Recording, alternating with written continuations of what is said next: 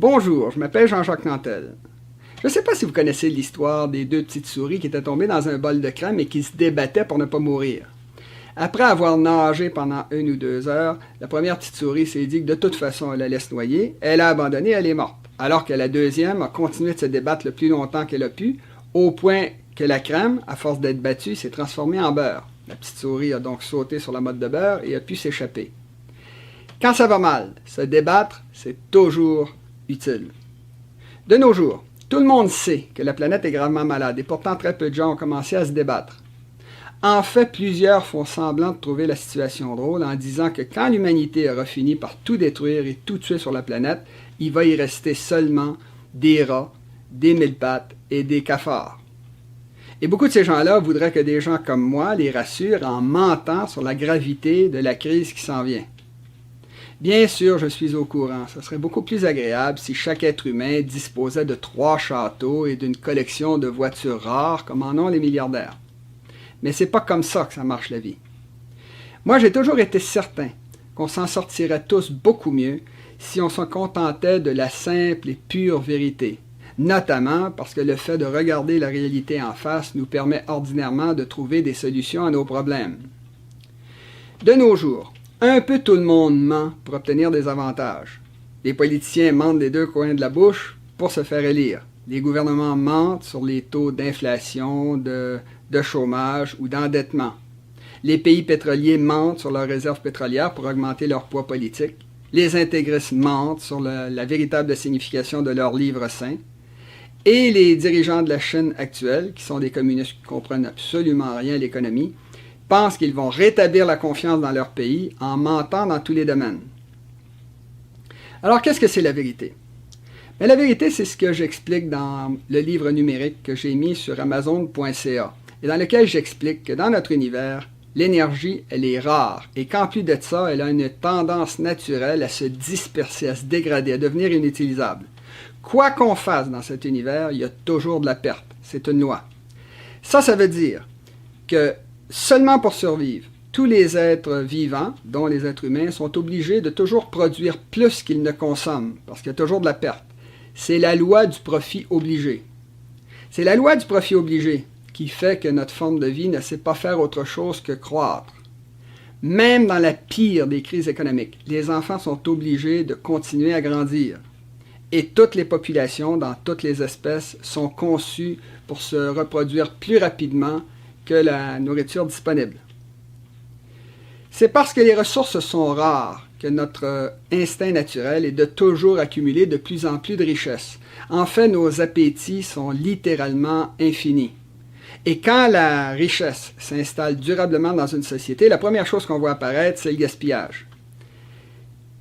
Il y a quelques années, l'ONU nous a annoncé que pour la première fois dans l'histoire, il y avait moins d'affamés sur Terre qu'il y avait de gens avec des surplus de graisse.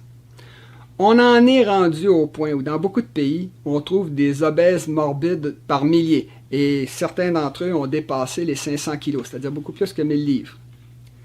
En général, les gens pensent que les gens très gros ont de gros organes internes. C'est faux. Quand on dissèque le cadavre d'un homme de 1000 livres, on trouve à l'intérieur un corps normal avec autour d'immenses ballons de graisse qui débordent de tous côtés. Cette graisse-là, c'est normalement une accumulation d'énergie qui permet de faire face à des famines futures. Or, de nos jours, il n'y en a plus de famine, ce qui fait que toute cette graisse est devenue non seulement inutile, mais nuisible. Certains obèses morbides en sont rendus à ne pas faire autre chose que manger et digérer. Certains meurent étouffés sous le poids de leur propre graisse. Et ceux qui les lavent doivent faire attention pour ne pas trop frotter la peau de peur qu'elle ne déchire. Il s'agit d'un immense gaspillage de nourriture et de ressources. Ce genre de petit excès de gourmandise et de gaspillage se retrouve partout dans l'humanité. Les anciens pauvres, pour montrer qu'ils sont au-dessus de leur affaire, ont pris l'habitude de souvent laisser la moitié de leur assiette à chaque repas. Les classes moyennes se débarrassent régulièrement de voitures en parfait état de marche uniquement pour impressionner le voisin en achetant une voiture de l'année. Les milliardaires volent tout ce qu'ils peuvent autour d'eux uniquement pour se payer des palais ou des yachts qui sont plus grands et plus luxueux que ceux des autres milliardaires de la planète. Enfin, la reine Cléopâtre d'Égypte s'amusait à faire la prétentieuse en buvant des perles dissoutes dans le vinaigre. Les capacités de consommation de l'humanité sont littéralement infinies. Et pour se payer tous les gaspillages qu'ils peuvent, les très riches n'hésitent jamais à sacrifier le passé et l'avenir pour faire de petits profits immédiats. Ordinairement, ce genre de gaspillage se termine avec l'épuisement de la ressource la plus rare ou la plus indispensable. Quand ça arrive, la sélection naturelle entre en jeu et fait disparaître tous ceux qui sont mal adaptés et ne laisse survivre que les plus forts, les plus en santé, les mieux préparés, les plus chanceux, etc. Si, de nos jours, l'humanité peut consommer et gaspiller autant qu'elle le fait, c'est parce que depuis la révolution industrielle, on a appris à utiliser l'énergie très concentrée qui se retrouve naturellement dans le charbon, le gaz et le pétrole. L'énergie du pétrole, notamment, se retrouve dans tout. Par exemple, dans le domaine de l'alimentation, très peu de gens réalisent que la majeure partie de l'énergie qu'ils tirent de la nourriture qu'ils mangent provient plus du pétrole que du soleil. Parce que les compagnies, l'industrie alimentaire moderne, gaspille énormément de pétrole pour fabriquer et faire fonctionner les machines de ferme, les camions de transport, ou pour produire les engrais, les pesticides, ou tous les produits, les procédés de transformation industrielle de la nourriture.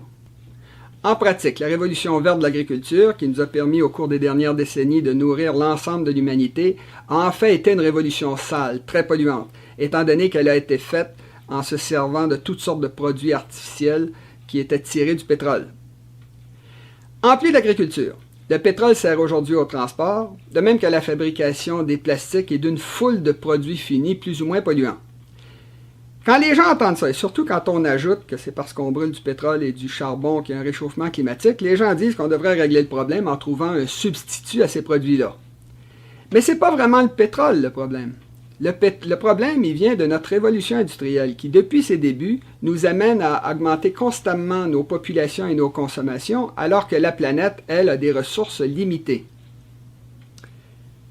En passant, c'est pas vrai qu'on va bientôt manquer de pétrole sur la planète, parce que la loi de l'offre et de la demande nous garantit qu'il va encore rester beaucoup de pétrole sur Terre dans des milliards d'années. Tout simplement parce qu'à mesure que le pétrole va devenir plus difficile à trouver, son prix va monter en flèche, ce qui va inciter tout le monde à utiliser d'autres formes d'énergie. C'est le pétrole bon marché qui va bientôt disparaître. On n'est pas encore rendu là, mais on s'approche. Quand j'étudiais en géologie, mes professeurs nous disaient que très bientôt, l'humanité sera obligée d'utiliser, d'exploiter les minéraux et le pétrole qui étaient éparpillés dans la roche-mère. La roche-mère, c'est la roche d'où viennent les minéraux et le pétrole, mais tout simplement, la nature n'a pas eu le temps de les concentrer en gisement. Exploiter la roche-mère, c'est précisément ce que sont en train de faire les compagnies pétrolières qui exploitent les sables bitumineux et le pétrole de schiste. Évidemment, il s'agit d'une exploitation pétrolière extrêmement polluante, notamment pour les eaux souterraines et les terres agricoles. Ce qui fait que ces compagnies-là n'auront pas besoin de beaucoup plus que quelques décennies pour transformer en désert une grande partie du grenier à blé qu'est l'Alberta. Ce qu'il faut comprendre ici, c'est que la théorie du pic de Huber, dont j'ai parlé dans la première vidéo de la série pour prédire la fin prochaine du pétrole bon marché, ça s'applique à toutes les matières premières. Autrement dit, si on trouvait un substitut au pétrole, c'est l'épuisement d'une autre ressource rare et essentielle qui nous ramènerait dans la crise. En Afrique du Nord, au Moyen-Orient, en Australie et en Californie, c'est déjà le manque d'eau qui empêche le développement d'une partie de ces sociétés-là. Notre société industrielle est tellement pas viable que depuis le début de la révolution industrielle, il y a 2 siècles, très peu de nos entreprises industrielles ont été vraiment rentables. Si leur bilan disait que nos entreprises étaient rentables, c'est parce que les chefs d'entreprise s'arrangeaient pour ne pas payer une grande partie des coûts qu'ils imposaient à leur société, notamment dans le domaine environnemental. Si on les avait obligés à payer tous les coûts de pollution de l'air, de l'eau et de la terre dont ils étaient responsables, ces gens-là n'auraient probablement pas ouvert la plupart de leurs usines. Le fait que nos sociétés industrielles se préoccupent uniquement de la partie profitable de leurs procédés est bien illustré par le fait que, contrairement à la nature, où on trouve toutes sortes de courbes, le monde industriel abuse de la ligne droite, abuse de la géométrie. Les chaînes de montage sont en ligne droite. Les usines sont cubiques, de même que les buildings. Les routes, les chemins de fer, les rues sont en ligne droite, etc. Pour tout ce qui ne concerne pas la transformation des matières premières en produits finis et vendables, le principe de fonctionnement de nos entreprises industrielles, c'est de faire payer leurs coûts par d'autres. Alors les contribuables les subventionnent avec leurs taxes, les ouvriers s'empoisonnent souvent en travaillant pour elles, et ce sont les générations futures qui vont devoir vivre avec toute la pollution qu'elles produisent. Cette pollution-là ne serait pas très grave à long terme s'il s'agissait de déchets inertes comme du sable ou de la pierre, par exemple. Mais ce n'est pas de ça dont il est question. Parce que les déchets modernes contiennent tellement d'énergie qu'ils empoisonnent le milieu ambiant. C'est parce que nos déchets contiennent encore beaucoup d'énergie qu'ils puent et qu'ils rouillent. C'est d'autant plus grave de jeter les déchets dans l'environnement qu'on ne sait pas vraiment ce qu'on fait quand on fait ça. Parce que si nos scientifiques peuvent nous dire quel va être l'effet du chrome ou de l'aluminium qu'on jette dans un tel ou tel environnement, ils sont absolument incapables de prédire quel va être l'effet combiné des millions de produits chimiques différents qu'on jette chaque jour dans l'environnement terrestre par millions de tonnes. Pendant très longtemps, les industriels ont pu cacher le résultat de leur pollution, par exemple en construisant des cheminées d'usines de plus en plus hautes de façon à éparpiller la pollution sur une plus grande surface, ou encore en allant jeter discrètement leurs déchets dans le fond des océans, ou encore en déplaçant leurs usines les plus polluantes vers les pays les moins pollués. La dilution était alors la solution. Mais de nos jours, ça ne fonctionne plus, étant donné que c'est l'ensemble de la planète qui est en train de s'industrialiser. C'est d'autant plus vrai que de nos jours, nos déchets ont tendance à se reconcentrer naturellement en descendant la pente des continents. Alors, par exemple, les eaux souterraines, qui abreuvent une grande partie de la population mondiale, sont de plus en plus polluées par des eaux de pluie contaminées qui descendent dans la Terre. Les grandes villes, qui sont presque toutes situées dans le fond de vallée ou sur le bord des océans, ne savent plus quoi faire avec les montagnes de déchets qu'elles produisent. Enfin, au centre des océans, qui sont tous de basse altitude, on trouve d'immenses nappes de déchets qui tournent dans les grands courants océaniques qu'on appelle des gyres. Partout, des problèmes environnementaux, parfois très anciens, combinent leurs effets pour augmenter la rareté et le coût de tout ce qu'on consomme. Comme à la préhistoire, beaucoup d'habitants du tiers-monde continuent à dépendre de la chasse pour se procurer de la viande, alors même qu'ils brûlent et qu'ils détruisent leurs forêts, ce qui, bien sûr, tend à faire diminuer la quantité de viande disponible. C'est la même chose au niveau des océans, que personne ne protège, que tout le monde pollue à tour de bras et où les prises de poissons n'arrêtent pas de baisser. Un peu partout, on trouve d'anciennes mines de charbon abandonnées qui brûlent sans que personne sache comment les éteindre. Les colonies d'abeilles, qui pollinisent une grande partie des plantes qu'on consomme, sont un peu partout en train de mourir, probablement à cause de la pollution chimique. D'immenses pays agricoles stratégiques comme l'Inde, la Chine ou la Californie voient leurs agriculteurs être obligés de partager une eau rare et polluée avec les villes et avec les industries, ce qui fait que 21 des 37 plus grandes nappes souterraines du monde nappes d'eau souterraines du monde sont en train de s'épuiser. Bon, je pourrais continuer longtemps comme ça et énumérer nos problèmes environnementaux. Comme je l'ai dit dans les 2 premières vidéos de la série, la crise qui s'en vient est absolument inévitable et tout évolue tellement rapidement que c'est certain qu'on n'arrivera pas à l'arrêter.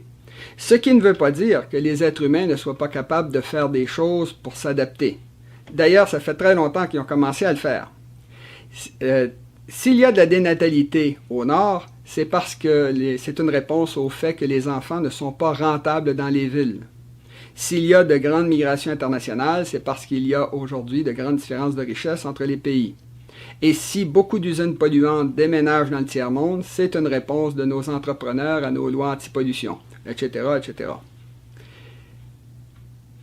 Même aujourd'hui, il y a beaucoup d'êtres humains qui essaient de faire beaucoup de choses pour essayer de sauver la planète, notamment dans le cas des pays, des gens qui habitent dans des pays isolés ou très éloignés de la source des problèmes.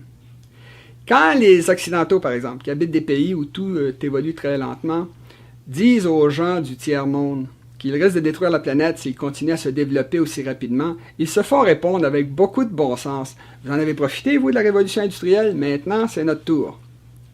C'est tout à fait exact que les Occidentaux ont été les premiers à profiter de la révolution industrielle. Et c'est également tout à fait normal, étant donné que c'est eux qui l'ont inventé.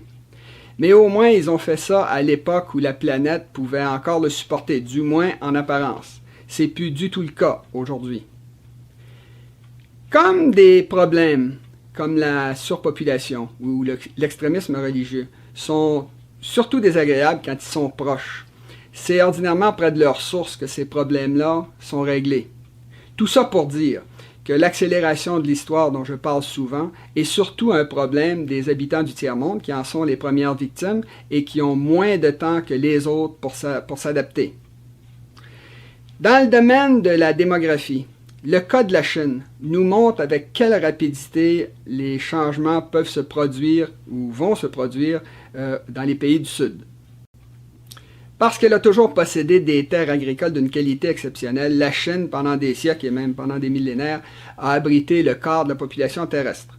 De nos jours, avec la politique du 1 enfant par famille, qui est en place depuis plus de 30 ans, cette proportion-là a été ramenée à 1/5. Et après, la diminution va continuer, étant donné que les Chinois vont alors vivre dans les villes et qu'ils vont avoir perdu l'habitude d'avoir des grandes familles. De toute façon, la Chine de l'avenir ne pourra plus se permettre de faire augmenter sa population, étant donné que les Chinois actuels sont en train de détruire leur pays à force de tout polluer et qu'ils sont tous absolument déterminés à atteindre le niveau de vie américain. Comme la Chine habitée a toujours occupé une très petite surface à la surface de la planète Terre, on pourrait penser qu'en cas de crise majeure, beaucoup de Chinois vont simplement émigrer dans un continent comme l'Amérique du Nord, par exemple, où il y a beaucoup de place. Eh bien, ça, c'est douteux. D'abord, parce que c'est faux qu'il reste beaucoup de place en Amérique du Nord, où la population s'appauvrit à vue d'œil, et ensuite parce qu'il va alors falloir compter avec la réaction du peuple américain qui, pour sauver ce qui va rester de son niveau de vie, va simplement fermer ses frontières. Je rappelle que lors de la grande crise qui s'est étalée de 1929 à 1945, l'immigration s'est presque arrêtée en Amérique du Nord. Quand la crise aura commencé, la vraie crise, il va se passer sur la planète à peu près ce qui s'est passé lors du naufrage du Titanic, où les passagers des canaux de sauvetage ont tous perdu quelque chose et ont tous été marqués à vie, ce qui ne les a pas empêchés d'assister passivement, de loin, à la panique et aux batailles à coups de rame des 1500 personnes qui ont fini par se noyer. Lors de la crise, lors de la grande crise, les continents qui vont être éloignés de la source des problèmes, je pense notamment aux 3 Amériques et à l'Océanie, vont certainement vivre un appauvrissement massif, mais ils vont souffrir beaucoup moins des catastrophes et des guerres qui vont marquer l'ensemble formé par l'Asie, l'Europe et l'Afrique. Pour faire image, je dis souvent que l'Amérique, à ce moment-là, pourrait avoir 40 ou 50% de chômage, alors que l'Éthiopie aurait 50% de morts. Comme on va le voir dans les prochaines vidéos, il y a beaucoup de choses que nous pouvons faire pour nous protéger des effets de la crise qui s'en vient. Par exemple, dans le cas du Québec, le Québec va pouvoir réduire l'effet de la crise sur sa population simplement en faisant son indépendance de façon à récupérer toutes les sources de richesse qui ont été détournées vers le Canada anglais depuis l'invasion de 1760. On reparlera de tout ça. À la prochaine.